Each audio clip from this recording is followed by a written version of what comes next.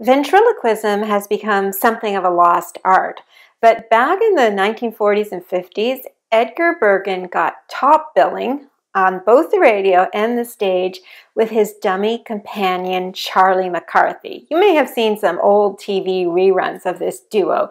Charlie was a very dapper rascal. He wore a tuxedo and a top hat. He made naughty jokes, and he flirted with all of the girls.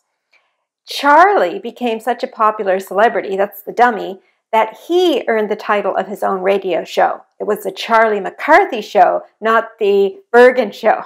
Now, of course, no one who tuned into the show actually believed that Charlie was talking on his own. They knew the dummy was made of wood and plastic and was animated by a human being. And of course, that's what makes ventriloquism so entertaining to watch. There's this tension between the apparent humanness of the dummy and the artificiality of the performance. But ventriloquism is not so engaging, so entertaining when it happens in a business context. I'm not talking about puppet shows as a kind of corporate event, though those might exist for all I know.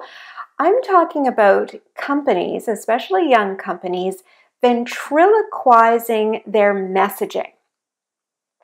In scholarship on teaching academic writing, researchers use the term ventriloquism to describe what happens when a student mimics an academic mode of writing without really knowing what it means to think and write in an academic context.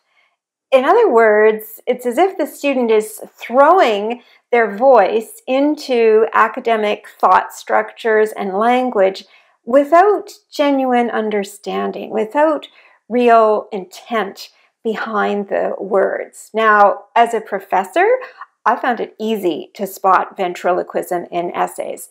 The writing tended to use a lot of big words, but didn't really say much.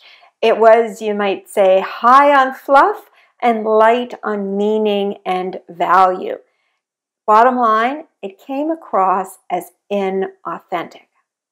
Now, I see the same phenomenon in content produced by startups.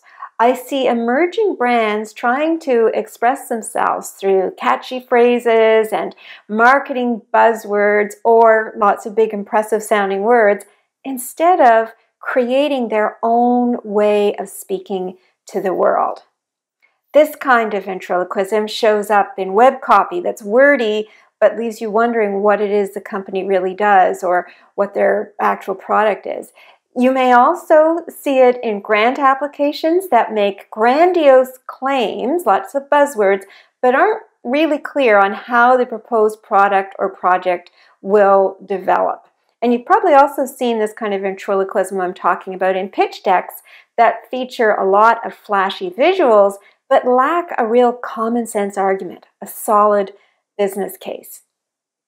One of the things I love about being a writing coach is helping ventriloquists develop a true voice, a truly human voice. You know, when it comes to business writing, you don't have to fake it till you make it. That's really bad advice. The most impressive way for you to express yourself is through your own language, language that you've wrestled with until you can use it to convey your meaning with clarity and with confidence.